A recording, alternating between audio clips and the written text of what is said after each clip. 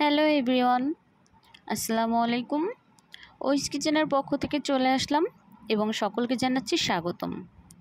আজকে তৈরি করে দেখাবো ভেন্ডি দিয়ে চিংড়ি মাছ রান্না। এটা দেখতে যেমন সুন্দর হয়েছে, খেতে কিন্তু অনেক টেস্টি ছিল। তাহলে চলুন আজকের রেসিপি দেখে নেওয়া যাক আমি কিভাবে এই রেসিপি তৈরি করলাম। চুলায় একটি কড়াই বসিয়ে দিয়ে এতে পরিমাণ মতো তেল দিয়ে নিচ্ছি। এখন এর ভিতরে অ্যাড করব 1 টেবিল চামচ পরিমাণ পেঁয়াজ বাটা, 1 চা চামচ পরিমাণ রসুন বাটা। একটু তেলের সাথে এগুলোকে মিশিয়ে নিচ্ছি।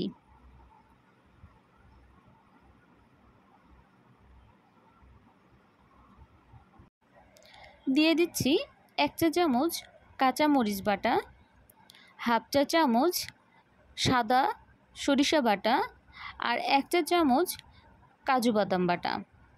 এখন এগুলোকে ভালো করে একটু মিশিয়ে নিতে হবে।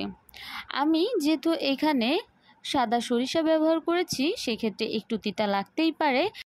তিতাকে ব্যালেন্স করার জন্য আমি এখানে হাফ চা চামচ কাজু বাদাম পেস্ট করে দিয়েছি। এখন তেলের সাথে এগুলোকে ভালো করে একটু মিশিয়ে নিতে হবে। সামান্য পরিমাণ পানি অ্যাড করে নিয়েছি যাতে করে মশলা পুড়ে না যায়। এখন দিয়ে দেবো স্বাদ মতো লবণ, 1 চা চামচ হলুদের গুঁড়ি, 1/3 চা চামচ জিরের গুঁড়ি।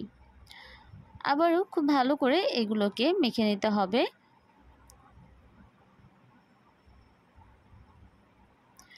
আজকের এই রেসিপি আমি খুব সহজভাবে আপনাদের সাথে উপস্থাপন করার চেষ্টা করছি। যারা ভেন্ডি খেতে পছন্দ করেন তারা আমার মতো এই রেসিপি তৈরি করতে পারেন। খুবই সহজ এবং খেতেও কিন্তু খুবই ভালো লাগবে। মশলা ভালো করে কষিয়ে নেওয়ার পরে এখন আবারও একটু পানি অ্যাড করে দিলাম।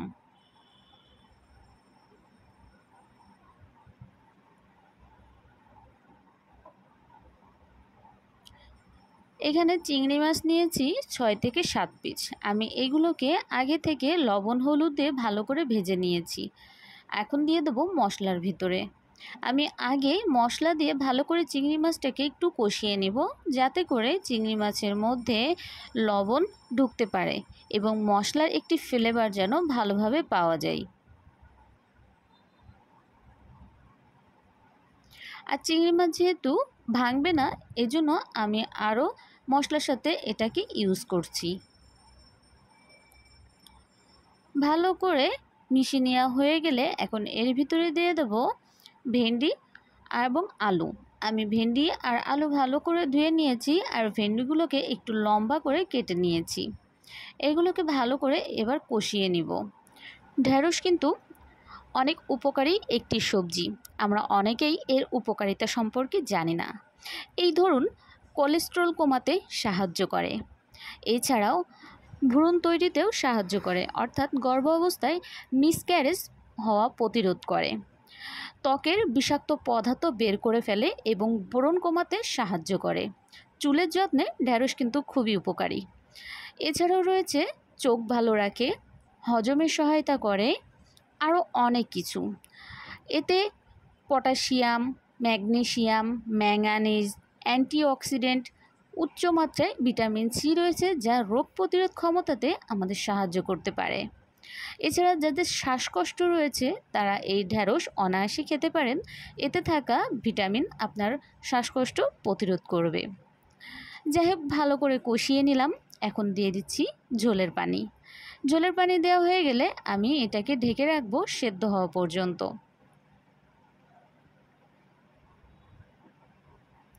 যেই সবজি খাবেন সেটির যদি রোগ প্রতিরোধ ক্ষমতা সম্পর্কে না জানা থাকে তাহলে কিভাবে হবে।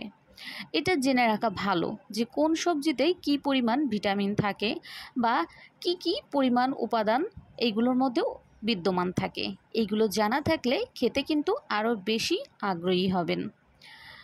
ঢাকনাটা উঠিয়ে একটু নেড়ে চেড়ে নিলাম। দ্বিতীয়বার আমি ঢাকনা দিব না, ঝোল কমে যাওয়া পর্যন্ত অপেক্ষা করব।